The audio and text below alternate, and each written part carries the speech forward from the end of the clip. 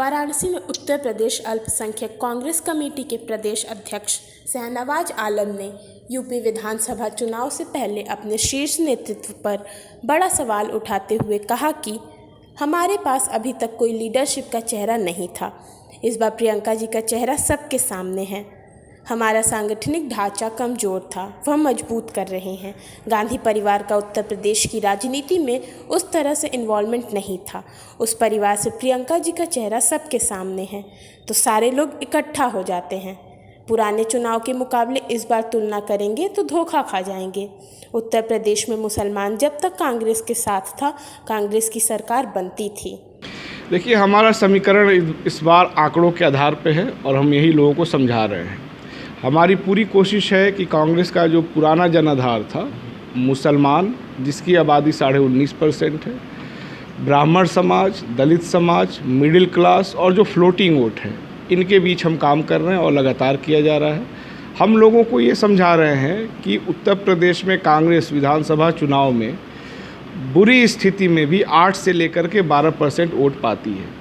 अगर इसमें सीधे 19.5% मुसलमान तबका जुड़ जाता है तो उसके बाद ब्राह्मण भी आ जाएंगे, दलित भी आ जाएंगे और हम 35 से 36% वोट पे एक पूर्ण बहुमत की प्रगतिशील विचारों वाली सरकार बना सकते हैं। तो हम समीकरण के आधार पे जा रहे हैं और लोगों को अपनी बात समझा रहे हैं। जिस तरह की चीज़ें सामने दिख रही हैं, क्या कारण लगता है, जाति समीकरण हो या जो भी हो, वोट कन्वर्ट क्यों नहीं हो पाता आप लोगों की तरफ? देखिए, ये 30 साल पहले की कहानी थी कि वोट कन्वर्ट नहीं हो पा रहा था।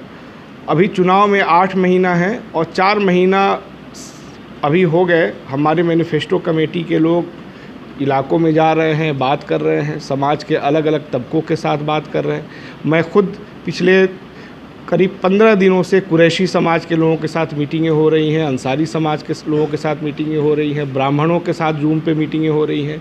तो हम कह सकते हैं कि अन्य पार्टियों के मुकाबले हम पहले से तैयारी कर रहे हैं, इसलिए इस बार का रिजल्ट बहुत ही अप्रत्याशित होगा मीडिया के लिए, हमारे लिए नहीं। जनता में नाराज़गी है। देखिए, जनता में तो इतनी नाराज़गी है कि भारतीय जनता पार्टी के बड़े बड़े नेता, ख़ास तौर से पश्चिमी उत्तर प्रदेश में जो किसान आंदोलन चल रहा है, उसका इतना असर है कि लोग गांव से दौड़ा के भगाए गए हैं।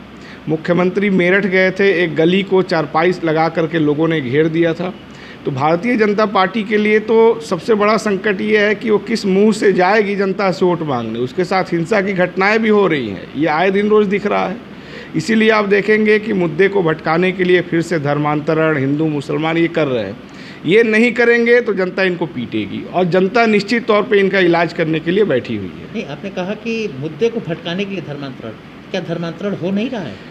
ये सब कुछ चुनाव से पहले ही, अभी देखिएगा रोहिंग्या वाला भी आएगा, अभी धीरे धीरे विस्फोट भी होने लगेगा जैसे लोकसभा चुनाव से पहले हुआ था। लेकिन जनता इन सब चीज़ों की सच्चाई जान चुकी है। अब तो आपकी सरकार है ना, आप अभी भी नई चीज़ों को रोक पा रहे हैं तो आपकी समस्या है। चुनाव से ठीक पहले इस तरह की घटनाएं होना ये साबित करती हैं कि उसमें कहीं ना कहीं स्टेट मशीनरी और पॉलिटिकल पावर में जो लोग हैं, इनके साठगांठ से ऐसा किया जा रहा है, लेकिन इसका कोई असर नहीं पड़ने जा रहा है। छोटी छोटी पार्टियों के बड़े समूह ने एक मोर्चा बनाया है, उनका दावा है कि इस बार भाजपा को बाहर कर देंगे। देखिए, ये हर चुनाव से 6 महीना पहले मोर्चे बनने लगते हैं और फिर समय आते आते वो बिखर भी जाते हैं। अलग अलग पार्टियां जो जनता में आक्रोश है उसको भुनाने के लिए इस तरह के मंच बनाते हैं, लेकिन सरवाई वही करता है जो वैचारिक तौर पे मजबूत हो। बहुत सारे लोग समाजवादी पार्टी से अलायंस करने की भी बात कर रहे थे, लेकिन समाजवादी पार्टी के साथ वो किस मुँह के साथ अलायंस करेंगे?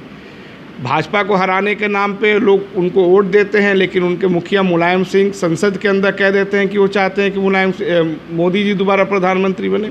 तो इस तरह के जो भी प्रयास हो रहे हैं उसमें वैचारिकता का अभाव है और वो कहीं ना कहीं अपने व्यक्तिगत हित के लिए, लाभ के लिए इस तरह की चीज़ें कराई जा रही है जो सर्वाइव नहीं कर पाती। यही इनका इतिहास रहा है। उत्तर प्रदेश में कोई तीसरा मोर्चा नहीं होता है। अब साल भर चुनाव का है, लेकिन हमारी तमाम, आज ही इलाहाबाद में ब्लॉक अध्यक्षों की 2 दिन की कार्यशाला हो रही है, इससे पहले भी 2-2 दिन की कार्यशाला हो रही है। तो हम तो ज़मीन पे काम कर रहे हैं ना। सांगठनिक ढांचा कमज़ोर था, वो मजबूत कर लिए हैं। हमारे पास कोई लीडरशिप का चेहरा नहीं था, इस बार प्रियंका जी का चेहरा सबके सामने है।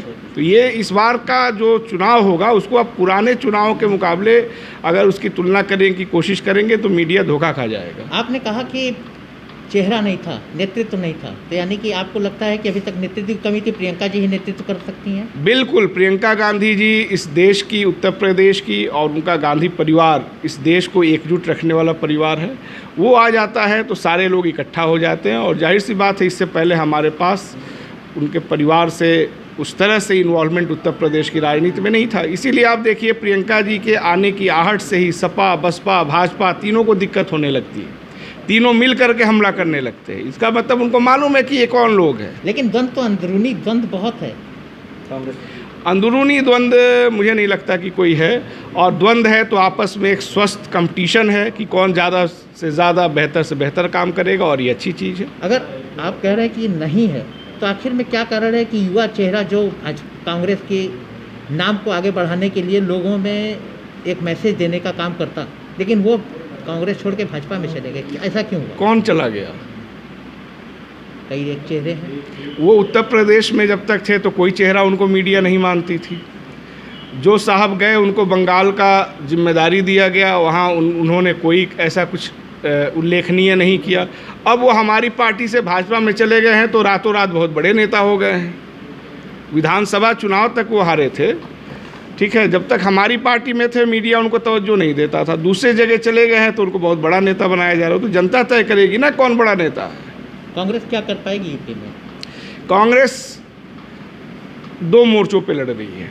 एक तो हम विपक्ष से लड़ रहे हैं, विपक्ष होने के नाते सत्ता पक्ष पे सवाल उठा रहे हैं, और जो सत्ता पक्ष के प्रॉक्सी के बतौर विपक्ष में काम कर रहे हैं, जिनका आंकड़ा हमसे ज़्यादा है, लेकिन न तो वो सदन में दिखते हैं न संसद के बाहर दिखते हैं, हम उन पे भी लगातार सवाल उठा रहे हैं कि उत्तर प्रदेश को जिस मजबूत विकल्प की ज़रूरत थी विपक्ष के बतौर, वो पूरा करने में, जिम्मेदारी निभाने में सपा बसपा फेल रहे हैं। इसीलिए हम सपा बसपा भाजपा तीनों पे हमला हो रहे हैं, और इसीलिए प्रियंका गांधी के आने की कोई भी आहट होती है तो चाहे वो बहन कुमारी मायावती जी हों, अखिलेश जी हों, योगी जी हों, तीनों यूनाइट होकर के हमला करते हैं। इसका मतलब है कि उनको लगता है कि अगर कांग्रेस आएगी तो तीनों ही पार्टियों का जनाधार खिसक जाएगा। जो सबसे महत्वपूर्ण बात है, जिसके तरफ बहुत कम लोगों का ध्यान जा रहा है, आप देखिए अभी जो जिला पंचायत चुनाव हुआ, सपा ने बुरी तरह से अपने को आत्मसमर्पण कर दिया भाजपा के सामने। क्या जनता इस चीज़ को नहीं देख रही है? विपक्ष के लोगों से जनता उम्मीद करती है कि वो सत्ता पक्ष की नाकामियों के खिलाफ लड़ेंगे, लेकिन ये तो पूरी तरह सरेंडर कर चुके हैं, है ना। तो ये सब चीज़ें जनता देख रही है। जनता ये भी देख रही है कि सजातीय वोट जो समाजवादी पार्टी के पास हुआ करते थे, वो पिछले लोकसभा और पिछले 3 विधानसभा चुनाव में घटते घटते विधानसभा में सिर्फ इनके पास 40% यादव मत बचे हैं, और 27% लोकसभा में इनको वोट मिला था। ये भी लोग देख रहे हैं कि समाजवादी पार्टी जिस बेस वोट पे अपने को बार्गेनिंग करती है या मुसलमानों को रिझाती है कि आ जाइए हमारे पास इतना वोट है, अब उसके पास वो वोट भी नहीं बचा है। मुसलमान ये भी देख रहा है कि महागठबंधन के बावजूद सपा बसपा के इनकी सीटें सिर्फ वही निकली जहां मुसलमान अक्सरियत में थे, मेजॉरिटी में थे, चाहे वो रामपुर हो, मुरादाबाद हो, सहारनपुर हो, बिजनौर हो, और उन तमाम सीटों पे ये हार गए।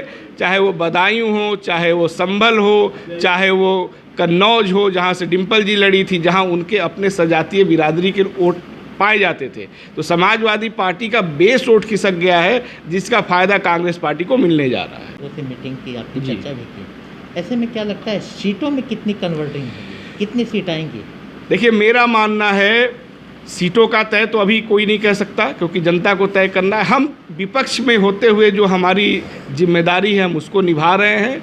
दूसरा, जनता देख रही है कि सत्ता पक्ष ने कुछ भी ऐसा नहीं किया जिसके आधार पे वो अपना रिपोर्ट कार्ड जनता के बीच लेके जाए। तो जाहिर सी बात है इन तीनों पार्टियों का जो डीके होगा उससे हमको लाभ होगा, और हमें पूरी उम्मीद है कि उत्तर प्रदेश में एक प्रगतिशील सरकार कांग्रेस पार्टी के नेतृत्व में बनेगी। यूपी की राजनीति की अगर बात की जाए तो यूपी की राजनीति में मुस्लिमों की उपेक्षा होती है। जो अपेक्षाएं हैं मुस्लिमों की, क्या वो पूरी होती हैं?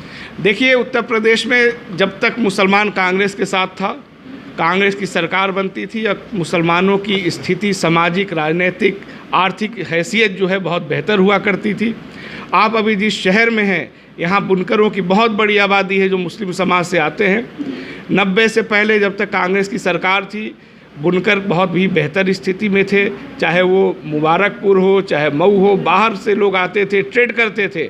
लेकिन समाजवादी पार्टी ने मुसलमानों का सिर्फ वोट लिया, बहुजन समाज पार्टी ने वोट लिया, और पिछले 30 साल से जब से कांग्रेस सत्ता से बाहर गई है, मुसलमानों की स्थिति दिन पर दिन खराब होती गई है। उनका सिम इस्तेमाल किया गया, यहाँ तक कि आम जनता छोड़ दीजिए, आजम खान ने, जिन्होंने अपनी पूरी ज़िंदगी समाजवादी पार्टी को दान कर दिया, आज उनका परिवार सड़क पे आ गया है। आजम साहब जेल में हैं, उनकी रिहाई के लिए कोई आंदोलन समाजवादी पार्टी नहीं कर रही है। बहुजन समाज पार्टी में भी अगर आप देखिए तो CAA NRC का विरोध करने की वजह से संसदीय दल के नेता के पद से कुंवर दानिश अली, जो अमरोहा के सांसद हैं, उनको पद से हटा दिया गया। तो जब से मुसलमान कांग्रेस से दूर हुआ है, कांग्रेस को भी नुकसान हुआ है, मुसलमानों को भी नुकसान हुआ है, ये एक फैक्ट है। इसीलिए दोनों में फिर से गठबंधन होने जा रहा है, और जैसे ही मुसलमान कांग्रेस की तरफ आएगा, बाकी जो तबकों के लोग हैं, जो भारतीय जनता पार्टी से नाराज़ हैं, समाजवादी पार्टी से चले गए हैं, बहुजन समाज पार्टी द्वारा धोखा दिए गए हैं, वो सब आ जाएंगे और फिर से कांग्रेस का घर आबाद होने जा रहा है। ये आप देखिएगा। कितनी भागीदारी होगी चुनाव में मुसलमानों की? मुसलमानों की, हम कोई किसी एक बिरादरी की पार्टी तो है नहीं। जहाँ जिसकी आबादी रहेगी, जहाँ विनिबिलिटी रहेगी हमारे कैंडिडेट की, उसके साथ हम खड़े होंगे। लेकिन इतना मैं निश्चित तौर पे कह सकता हूँ कि मुसलमानों को उत्तर प्रदेश में जो चुनाव होने जा रहे हैं, एक भारी तादाद में हम टिकट देंगे, और जहाँ जहाँ भी हमको जिताऊ प्रत्याशी मिलेंगे, जहाँ जहाँ हमको समाज के अंदर से आवाज़ आएगी कि इनको प्रत्याशी बनाया जाना चाहिए, हम उनको बनाएंगे। क्योंकि कांग्रेस इस बार ज़मीनी स्तर पे सर्वे करा करके लोगों को टिकट देगी, ऊपर से किसी को टिकट नहीं देगी। लास्ट क्वेश्चन, आपकी निगाह में क्या लगता है, कांग्रेस किसी के साथ गठबंधन करेगी? देखिए, गठबंधन हम किसी के साथ नहीं करने जा रहे। गठबंधन आप तब करते हैं जो कोई सत्ता के विरुद्ध हो। मायावती जी भारतीय जनता पार्टी के ट्वीट को रीट्वीट करती हैं। मुलायम सिंह जी संसद के अंदर कहते हैं कि वो चाहते हैं कि मोदी जी दोबारा प्रधानमंत्री बन जाएं। अब इसका क्या गारंटी है कि वो नहीं कहेंगे कि हम चाहते हैं आप दोबारा प्रधानमंत्री बन जाएं? तो विपक्ष के लोगों का गठबंधन वैचारिक आधार पे होता है, सत्ता के विरोध करने वाले लोगों के बीच गठबंधन होता है ना। तो यहाँ तो कांग्रेस अकेले है, समाजवादी पार्टी, बहुजन समाज पार्टी तो हर मसले पे भाजपा के साथ है, तो हम उनके साथ कैसे गठबंधन कर सकते हैं?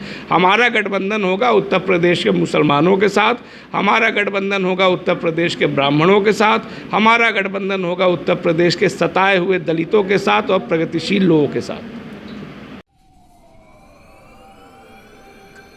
देश बदल रहा है और हमने इस बदलाव को देखा है। टेलीफोन से लेकर मोबाइल तक, झोपड़ियों से लेकर ऊंची ऊंची इमारतों तक, बायोस्कोप से लेकर बड़े बड़े मल्टीप्लेक्स तक, रेडियो से लेकर डिजिटल टीवी तक, साइकिल से लेकर एरोप्लेन तक। पर एक चीज जो नहीं बदली वह है इस बदलाव के दौर को पढ़ते समय चाय पीने का अंदाज। आशा ज्योति चाय, क्योंकि ये देता है जज्बा वक्त को बदलने का।